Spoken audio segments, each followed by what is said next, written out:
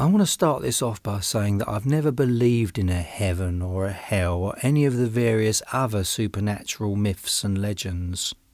Ever since I was young, science has always been my bias, and even after everything that happened in the story that I'm about to tell you, I still think it is. Even after everything, I'm still not sure I believe in it. But what I do know is that it was real. I saw it. I felt it. In my junior year of high school, around 2011 or 2012, I can't remember exactly when during that year, but I know it was within that time frame, my friends and I were into doing a lot of stupid things that teenagers tend to do. You name it, we more than likely did it. Just like every other teen. Drinking and partying was our favourite pastime, especially on weekends. However, one weekend of being a stupid teenager has changed my life forever. I'm not really sure where to start, so I'm just going to jump in by walking through the night.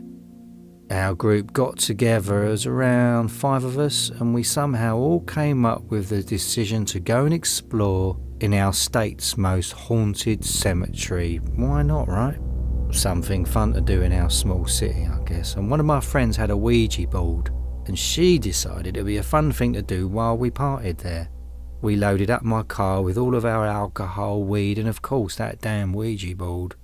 And yeah, we're all looking forward to a good night. Fast forward to about 30 minutes later, we're on the clear opposite side of our city and we're out in the middle of literally nowhere. No lights, no houses, nothing. Just the stars and headlights lighting our way down this admittedly creepy winding road. So let me give you a little backstory about this cemetery first. Like I said before, it's said to be the most haunted in our state. And it's actually been investigated by several paranormal investigators and teams, and all of them have come up with the conclusion that there is indeed something there.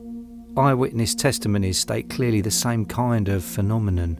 A force pushing you off the wall that surrounds the cemetery if you decide to try to walk on it. A shadowy figure that lurks in the woods in the back, and mysterious orbs shown up in photographs, etc.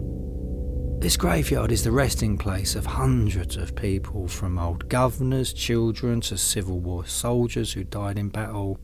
I believe the oldest grave there is reported to go back to the 1700s. It was reportedly gorgeous and well maintained back in its prime, but it has since fallen apart and nobody watches the grounds or does any sort of monitoring. For the curious who go visit it, they have to park their car on the main road, aka the only road that leads through the side of town it's on.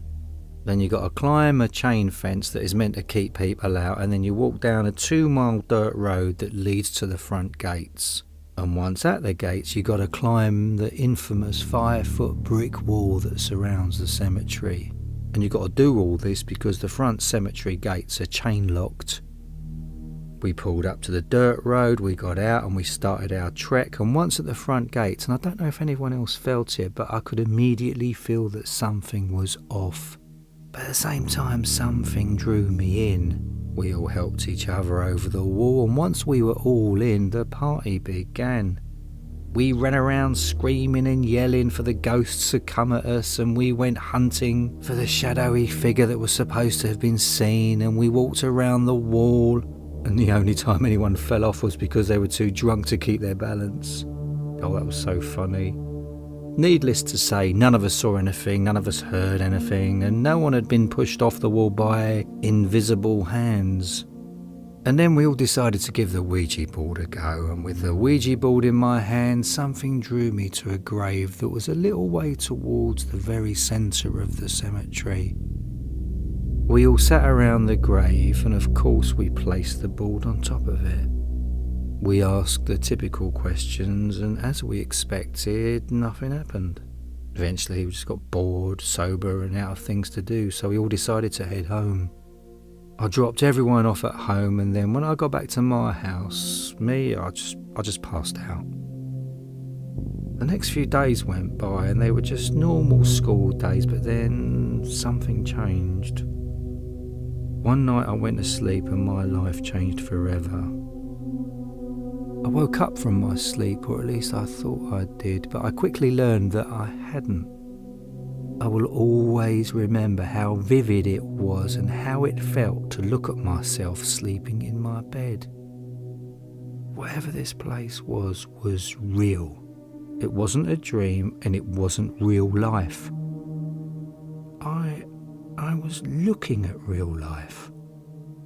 After a few moments of looking around my room and watching myself sound asleep, something began pulling me towards my window, which is right next to my bed. I remember thinking, I can't go to the window, the bed is in the way, but then it wasn't. I didn't go around my bed, but I wasn't standing on top of my bed, I was through my bed. Before I could process what was going on, my hand began to reach for my curtain and I tried to fight it, feeling fear beginning to engulf my body. It was no use trying to resist it though. My hand drew back the curtain and my eyes were glued out onto my street, and to the street light that stands right outside my window. And there stood a little boy, no more than 4 years old, just looking at me. He wore clothes from an older time that was obvious, and before I could really come up with an explanation, something grabbed his hand and pulled him away. I woke up instantly and saw that it was time for me to get ready for school. However, I remembered everything that had just happened. Whatever I saw, it was and still is ingrained in me. I tried not to think about it and I tried to just tell myself that it was just a dream. But that didn't do any good. For the next few nights I had the same exact dream, or whatever you want to call it, and after about a week or so it changed. Instead of having the urge to look out of my window, I was looking at myself sound asleep in my bed, with my back towards my open room. Yes, this fact is important later on. My back towards my open room. Something told me to turn around, and so I did. There he was. The little boy was standing in my room. He reached his hand up to me and he looked like he was scared. I reached for his hand, but then I came within centimetres from grabbing it and the little boy changed. He was not a little boy anymore, and I have no bloody clue what he turned into. But whatever it was dark, evil and full of hatred. It wasn't another being, it was just a dark cloud. I remember screaming, but as I screamed there was no noise, no commotion. Nobody came rushing into my room to ask what was wrong, and then seconds later, I woke up in my bed just like a child wakes up from a nightmare. I looked around and turned all my lights on and there was nothing there. This horrible reoccurring nightmare happened for the next few nights, and eventually I refused to go to sleep and I got really sick, depressed, anxious. I even stopped eating and I quit taking care of myself, and my grades slipped and I started to become this angry person. It got to the point that I felt that I needed to go to church. Me? Someone who has never been to church, had no other option left. I needed to figure out what the hell was wrong with me. I sat down and talked to a priest and explained everything to him, and he asked me if I'd ever dwelled in, studied or investigated in anything demonic or paranormal in general. And then I remembered the cemetery. My oh my god moment was clearly picked up by him. And the priest asked me what we all did, and I told him. He explained how spirits can be brought into the world through things like that we did that night. Now, this priest isn't a demonologist and he doesn't investigate in anything paranormal. So he was little to no help in trying to find a solution. He merely just reminded me of that one night. I called my mate when I left, and because there was still daylight outside, I talked her into going back to the graveyard with me, and on the way there, I explained everything to her. She's always been religious, so she believed me, and when we got back out there and once we were in the cemetery, I walked back to the grave that we had done the Ouija board on, and there he was. His name was Samuel Diamond. Born 1859, died 1863, 4 years old. I rushed home and I did some research and I began looking into legends, myths, solutions and testimonies. One solution I came across was to burn the Ouija board. That bloody Ouija board that I had completely forgotten about was still sitting in the trunk of my car. Without a second thought, I started the fire pit in the backyard and I threw it in, anxious to rid myself of whatever was going on, but then it got worse. I guess worse isn't really the correct term to use. I guess you could say that it stayed consistent. The weird out-of-body dreams did in fact stop, but something else took its place. Feelings, not your typical emotions, but more like sensing. Ever since I burned that Ouija board, and even now to this day, I can't stop sensing. If you know the feeling of being able to tell that someone is looking at you, then you know what I'm talking about. Whatever time of day it is, wherever I am and whatever I'm doing, if there is something or someone there, I can feel them. At night, I can't fall asleep if my back is towards my open room. And if I happen to turn that way in my sleep, then I immediately wake up. If I'm lying in bed trying to fall asleep or just relaxing, sometimes I feel like if I turn to look at what is driving a hole through me with its eyes, then I might be killed. Sometimes if I'm wide awake or trying to sleep but I can't move, it feels like my neck will literally be broken if I turn to look. Sometimes tears from fear start rolling down my face.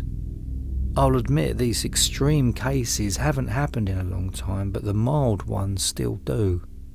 Upon further investigation, I read that burning a Ouija board, while it can be useful once the user had said goodbye, can release everything that was trapped inside of it through the initial use. I made a mistake when I was a stupid teenager and I didn't fix it the right way, and because of that, my life is forever changed. I've come to learn that the world is more complex than we can imagine, and there are no limits when it comes to the physical plane. The deepness of our universe and all of the different layers of all the different planes are beyond human imagination. Anything is literally possible. There are some things out there, and this goes against everything that I believe that can't and will never actually be proven by science. Sometimes the only proof you can get is the proof that is personally given to you, even if that means that it's presented with a beautifully wrapped box with nothing but darkness inside of it. Goodbye, and rest in peace, Samuel Diamond, 1859 to 1863.